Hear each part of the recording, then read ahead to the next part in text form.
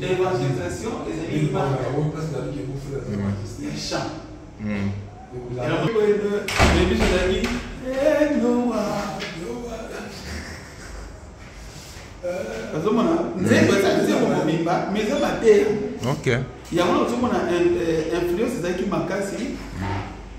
pas seulement dans le média, mais dans le public. Bisous, ma combinaison des la carte publique. Kodime, bongola motema, na kindoki na yo. Okuzanga lona. So, inspiration est la grande ligne, apôtre. La créativité. Est-ce que ma créativité? Ok. Mais, oyebi ke nzembo wana eza vraiment chef d'œuvre. Ba église nyonso ba yemba wana be kodim ti lelo yemba maka na be kodim. Mais batu ba yeba ka auteur nango te. Biso ba tunde de yesa ka maka grave. Donc so ba yebi auteur de ba ensemble. C'est ça le problème. Ah, et ko luka ko ba mindondo mususu. Donc ça va tirer parce que ba chef d'œuvre utilité. Na boy ko lo ba lere ba ka ba tambo na nzela. Ba nzembo ko tama. So ko ba nzembo nzembo ko tama. Donc cette expression il y a temps en fonction des circonstances X. Les lobbies nous voyons pas, Ozane, Moewani. Ce que vous savez, les Koloba, Bikisa, sauve mon âme. Ok. Parce que l'erreur des acquis, l'erreur Bino, Boliko Katsama, pour la montée, tout le monde pour la montée. Nakoki, comme ça, la évangélité, donc la montée, il faut ça.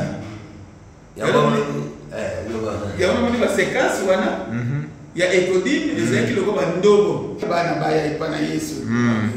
Na kindoki na yo keba. Donc, mi comme sous pour moi, on appelle ça cortège. Oh. Okotamekila zoya. Kuna kumanwa la zoya. Yo siko kotali wala bawanga tawana. Ozo traverser ce qu'on a parlé. Lobi na église au lobby qui est bando kutana cortège ya idingwe. Allez, bando na ndingwe. Bakati wana batiki bango edingwe balandi bango kodim. OK. Bon, normalement, les alaki liboso, ceux qui n'ont qui m'a balango, les na yembisi na toujours préparer une cela. Bon, bah on va mettre batika. Quand on se go tika, bon il faut préparer tant au qui m'a. Puis bah bon, bah on est pas nous dans ma suka, bah on n'est pas. Mais apporte quand même Bajen au bando sali sabana de tongo ti 14h. Non mon ateke bazaki bana mike. Jeune basali ça. Et ça m'a camboya molimo. Et tu poussé par le Saint-Esprit pour faire ce que tu fais. Et ça m'a camboya tata nangate, maman nangate, moninga nangate. Et ça m'a camboya molimo santu après melingai. Donc quand ça la caliki, les gens qui ont salate, au basaba na miki, au basaba na miko. Oui, moi na miki so belle alia. Alia gatin. Apollinaire, aoyana mbalo. OK. Tango azoma ba midi ba 13h bandi ko ya dia kwa so bana. Na okota penate ke ona yozo mwana nga awona tito ko libere bana. Wasko ba koti. Awoganga pete ke bana nzala. Moni donc wa mama biso waza sima na yo. Mama Karo. Babia zaina mituna mingi. Mutuna moko lobaki na église atuna kiyo. Bana Israël nzela. Tava tuzonga. Sigi masangwa na bana olia mondeni. Bando tokisa. So répondre que ni. Na bible ba comité ba. Eh, faut que on lo ba. Tout le côté. Madame comment c'est la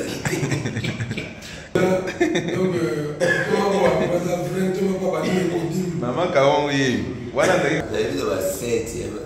Ah bon? Bah 7 ans. Jacques Azaraki, Tim Banzuzi, Spain, Sami, Nassimosiko, Organ. Organ, oui. Organ de Yasuka.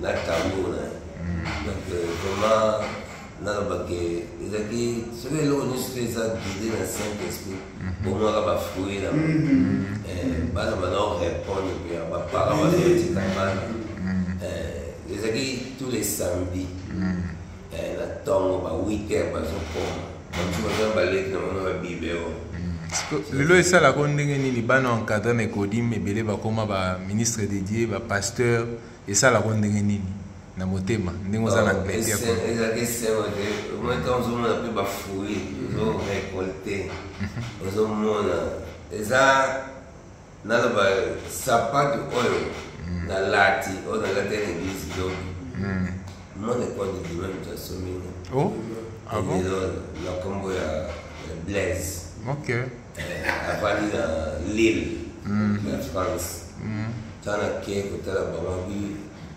yabo tobima moke tobimi o meka sapato osala nzambe efutaka afuti abi yabo toliaka babiskuit na ekole toyasiko biso liesa mais est-ce que komona papa na yo papa Nkelani na âge bientôt 95 ans aza toujours makasi aza toujours na liloba témoignage vivant na ye komona ye personne na ye Nkelani esalaki nini ntango omonaki physiquement na Kinshasa émotion makasi po otali le ozobanda kondima ndenge andopesa balivre ya isei ndenge andokoyede kosunga wana mpena na bamaladi azopria mpona ntango ozomona lisusu boye epesa lisusu makasi elendisaka mpena donc lelo bato mpe baderoute bakoti balandi bavampere mais place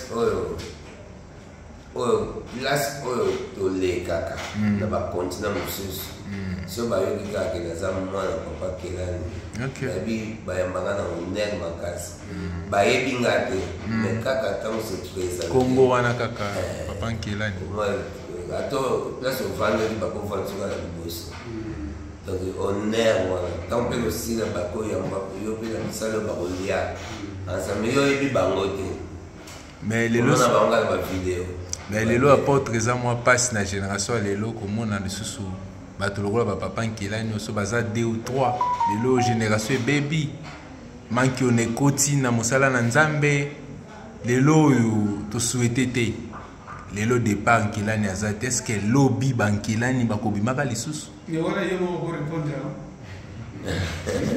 polisi moko ayebisaka bajournaliste surtout bino bajournaliste mosala bino mpe ezali koinforme oza na société na génération na biso est-ce que makambo na génération na biso po ekoma boye tosala nini botuna na bino bajournaliste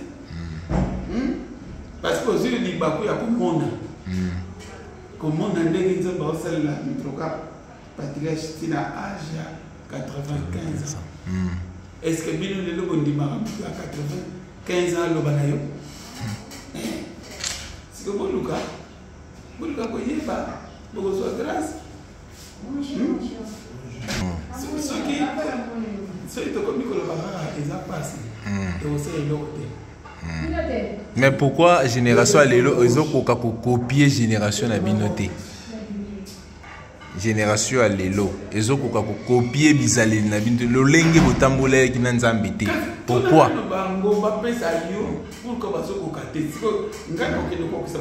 peut-être bien on a yo et qu'on permettre bon bazolanda biso ko baye baké peut-être bazan ali bunga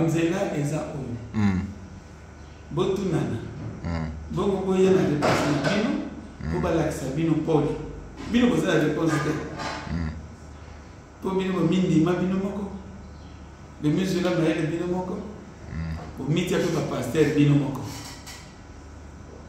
teyebi tata na molimo te teyebi kote okuta te mbala moko koma apôtre surtout ki kokoma prophète bolela yango danger nzoka nde eza liwa olobaka makambo lokuta na kombo na nzambe eya liwa donc otulana réponse na bino koya nango tosonga bino. Merci Papa Bouloba.